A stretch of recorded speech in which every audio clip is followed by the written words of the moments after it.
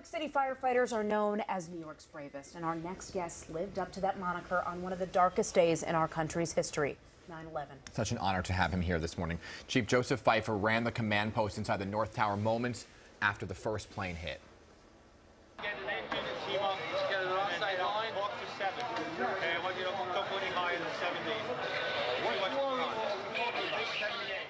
My main concern was we had 20 floors of people above. And we had to figure out a way to get them out. All right, Chief Pfeifer, retiring from the FDNY this week, is joining us this morning to tell us what is next for him. So good morning to you. Thank you for coming in this morning. Such an honor to have you here. Oh, good morning. It's great to be here. When you look back at that video of that day, what are you thinking in your mind? I'm thinking that what a tremendous event, overwhelming. There were so many things happening at the same time and so many people in need. And now our firefighters came into the building and they wanted to help. So it brings me back to that day. And you just ran in with your brother, and your brother went up a flight of stairs. And what were you thinking at that moment? Did you guys have a conversation? Did you think, I don't know what he's going into? What were your thoughts? Yeah, he came into the lobby and reported directly to me. And he didn't say anything. We looked at each other, wondering if we're going to be okay. And then I gave him orders to go upstairs and evacuate the building and rescue those that couldn't get out. When you reflect on that, what thoughts go through your head? Thinking about giving your brother those orders, and then that was the last time you guys saw each other. When he turned around and took his firefighters upstairs, that was literally the last time I saw him.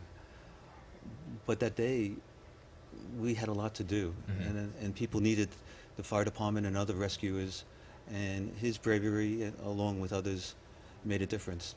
We saved 20,000 people that day. And you certainly carried your brother's legacy on for quite the number of years after, but also right after September 11th, you had already put in quite some time with the FDNY. You yourself could have retired. Why did you decide to stay for so long? I actually could have retired 6 days before. Wow. That's unbelievable. But I wanted to stay to make a difference. I didn't want to end this film on just a sad note. And what we had to do was change. We had to understand the new threat environment of terrorists attacking New York City and what the fire department needed to do. And that was to collaborate with other agencies. And you've really turned this tragedy into triumph, right? You're going ahead and teaching about terrorism, talking about your experiences. How has that gone? It's what motivates me. It's all about crisis leadership. How do we take our senior leaders and teach them how to deal with a novel event or an extreme event?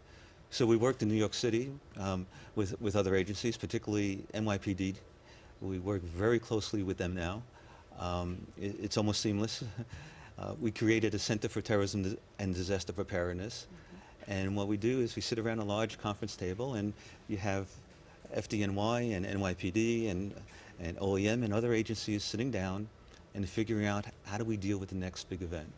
Well, your impact and your legacy now have been left with the future generations, but what is next for you? I understand that you are a person who loves to sail. You have a granddaughter that you adore and love to spend time with, so what's next? Well, there's a few things next. The first thing is to relax a little bit and go out on, we have a 21-foot sailboat, and go out with my son. Very nice. And my daughter, and we'll sail Jamaica Bay, so just around Queens and Brooklyn. And then chasing my granddaughter Emma on the beach. How great is that? So you got up pretty early to be here with us. Will you be sleeping in from now on? I don't think so. I'm planning. It's not in your nature. I think your granddaughter Emma's going to wake you up. She's going to wake me up. We got to go to the beach. We got to get on that boat.